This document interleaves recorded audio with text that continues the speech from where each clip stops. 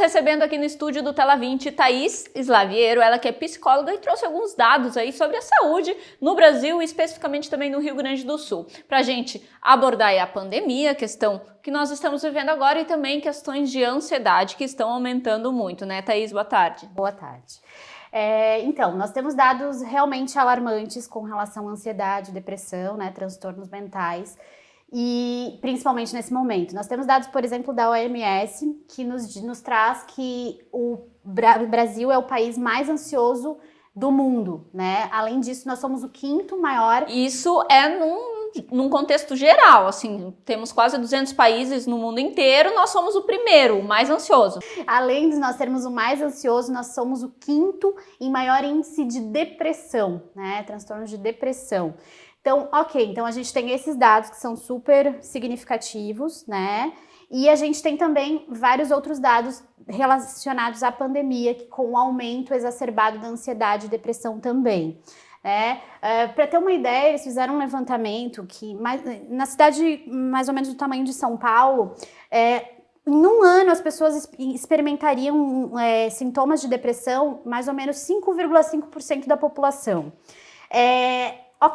Mas com a pandemia isso sobe para 25% a 30% das pessoas. Nossa, o aumento é muito significativo, né? É muito grande. E também tivemos outra pesquisa agora atual, tudo online, né? Porque agora está sendo feito, as pesquisas estão sendo online, mas que detectou que 70%, houve um aumento de 70% nos casos de depressão entre jovens, né? E não só em depressão, a piora da saúde mental, não só da depressão, mas a saúde mental deles piorou em 70%. E além disso, nós temos outro dado super significativo, que 80% da população piorou em sentido a ansiedade e a depressão também. Né? Pessoas que já tinham o quadro, elas acabaram piorando nesse momento de pandemia. Exatamente. E aí, obviamente, a gente traz a relevância desse assunto nesse mês, né? Que é o mês de setembro, que é um mês de prevenção ao suicídio, né? É o Setembro Amarelo, que nós chamamos, que é extremamente importante para a saúde mental. Esse índice também aumentou significativamente e nós temos 2 pilares de prevenção, né, a isso. Quais são? Inicialmente, nós precisamos que as pessoas detectem a necessidade de ajuda, porque 96,8% das pessoas que cometem suicídio, elas têm um transtorno mental.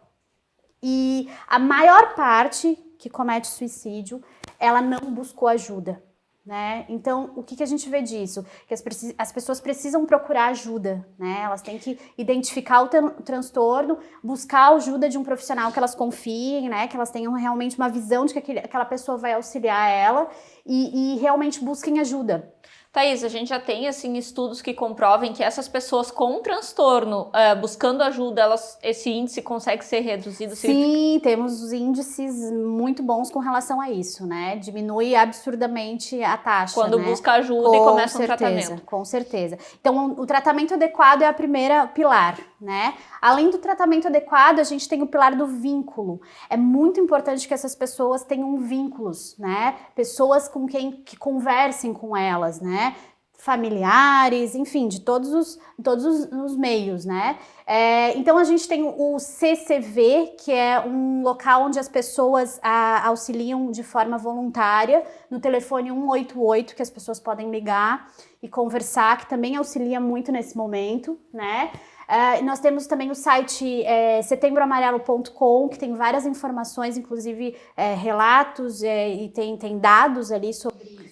É interessante a gente falar sobre esse site, principalmente se tiver pessoas aí que conhecem, né, essas pessoas que podem ter um transtorno, podem pensar em suicídio, entrar e olhar esses relatos, né, Thaís? Porque a gente acaba vendo que elas podem se identificar e, a partir disso, começar a buscar melhoras e começar, principalmente, a entender a sua real situação. Poxa, comigo também acontece isso, eu também me sinto assim, eu também posso procurar ajuda dessa forma para poder efetivamente prevenir esse suicídio, né, Thaís? Sim, é super importante, né? Então a gente tem esse tema do suicídio nesse mês, que é muito relevante nesse momento de pandemia, onde as pessoas estão com a intensidade e a frequência das emoções aumentadas. né? Então, ok, todo mundo sente tristeza, é útil a tristeza, muito útil a ansiedade, muito útil todas as emoções, o medo, né? Todas as emoções são úteis, dentro de uma proporcionalidade, né? Dentro de algo que seja homeostático para o teu corpo. Agora, fora isso, é que é o problema. Então, tem problema ter ansiedade? Não, né? É útil ter ansiedade. Se não tiver um gramo disso, a gente não levanta da cama, né? Então é necessário.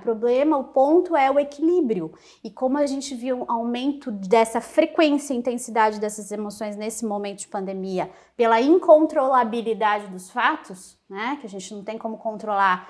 Minha filha não pode ir para a escola, né? E mudança de rotina, quebra econômica, enfim, vários fatores que estão ocorrendo, né? Que faz com que isso aumente nesse momento. A questão da ansiedade, ela tem sua característica exclusiva, né? Ansiedade, depressão, transtorno, são todas elas coisas diferentes. Então, eu gostaria que tu caracterizasse pra gente o que é especificamente a questão da ansiedade. Tá, então a gente falando um pouquinho da ansiedade, né? A ansiedade é sempre uma preocupação. Com o quê? Com o futuro. Então, eu tô realmente me preocupando com esse futuro. Só que esse futuro tem uma visão catastrófica, que algo vai ocorrer negativo. Então, existe uma negatividade. Coisas básicas da pessoa com ansiedade grande, né, alta, a catastrofização, né, junto com uma depressão pior ainda mais, essa questão de catastrofização, mas o controle, a necessidade de controle, ele externaliza, né, então todos os motivos dele estar de determinada forma estão no externo, então é uma pessoa difícil de entrar dentro, né, de colocar atenção, de fazer uma meditação, de fazer uma respiração, um relaxamento, é difícil.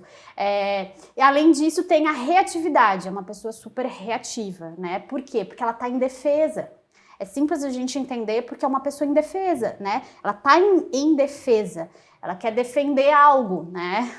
É como se ela estivesse numa emoção onde um leão estivesse correndo atrás dela, só que o leão não existe nesse momento, né? Mas ela mantém essa visão de que algo vai ocorrer.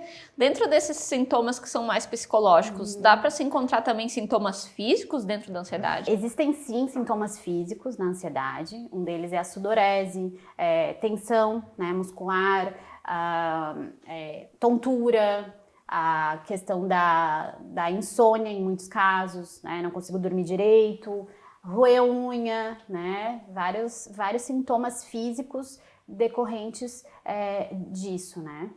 E aí dentro desse quadro, né, identifiquei que algum familiar ou me identifiquei dentro desses quadros, né? Quais são os próximos passos? O que tem que ser seguido a partir daí? Então, a partir da gente identificar que existem sintomas, né, que nós estamos tendo esses sintomas, necessário busca de ajuda profissional, né?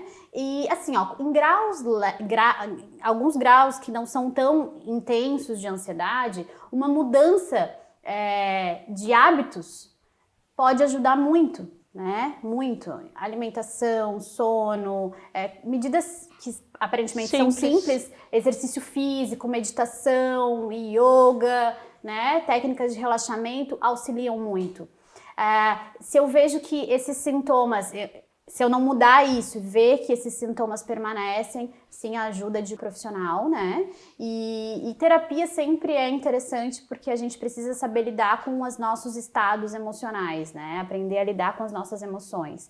É o que eu digo, tudo é uma questão de balanço ou desbalanço. Quando a pessoa acha, né, que pode ali estar sofrendo de ansiedade, tem algum gatilho, alguma forma, alguma coisa que possa especificamente falar para ela assim, bom, estou passando por isso, então eu preciso do auxílio de um profissional ou de alguém da família.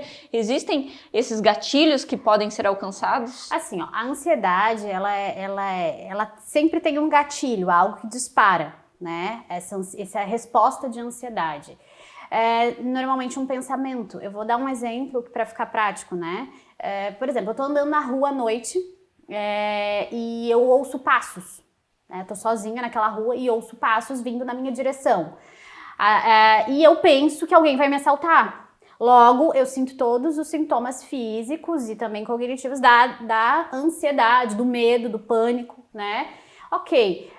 Quando essa pessoa se aproxima, eu vejo que é a minha vizinha, que eu adoro, por exemplo, né? Então, eu mudo o meu estado de pânico para afeição, né? Eu passo a ter um estado de afeição com aquela pessoa. E eu pensei o que é a minha vizinha que eu tanto gosto. Mudei o pensamento, mudei o estado.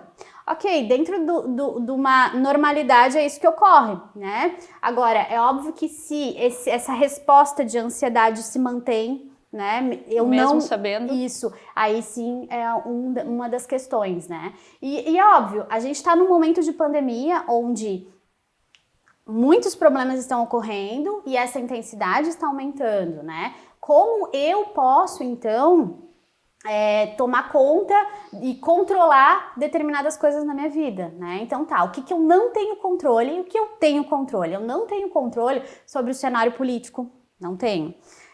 Ok, eu tenho controle se eu vou ou não votar em determinado Exatamente, mas eu não tenho controle sobre o cenário político, eu não tenho controle sobre o cenário econômico, eu não tenho controle sobre a cura do vírus, eu não tenho controle sobre quando isso vai acabar, e se vai acabar, ou se a gente vai conviver por bastante tempo. Eu não tenho controle sobre várias variáveis de incerteza que a gente está nesse momento. Só que o que eu tenho que me dar conta, e a pessoa ansiosa também, é que eu tenho muito controle, no sentido, eu posso dominar as áreas de quê? As áreas de como eu como, se eu pratico esporte, se eu pego ar puro, se eu tomo vitaminas, se eu tô pegando sol, se eu tô pegando luminosidade, né? Se eu tô comendo bem, se eu não tô comendo bem, se tem várias variáveis, se eu tô fazendo meditação, se eu não tô fazendo meditação, se eu quero aprender algo novo, se eu não quero, né? Tudo isso se eu mantenho uma rotina. Então, assim, os profissionais estão falando muito em rotina, né? Manter a rotina nesse momento. Por quê? Porque a quebra da rotina é um fator que causa muitos transtornos de humor, né? Então, eu manter uma rotina é extremamente necessário para o ordenamento do cérebro, da mente. Isso me dá uma funcionabilidade maior e diminui a intensidade também da ansiedade. Muito bem, Thaís, muito obrigada então pelas tuas informações. Eu já vou aproveitar para falar para quem está nos assistindo aí, se você conhece alguém que passe por esses processos de ansiedade, de depressão, aproveita que estamos no Setembro Amarelo e já manda essa entrevista aí para essas pessoas, para que elas possam ficar mais informadas e procurar auxílio também, para que a gente faça a prevenção do suicídio.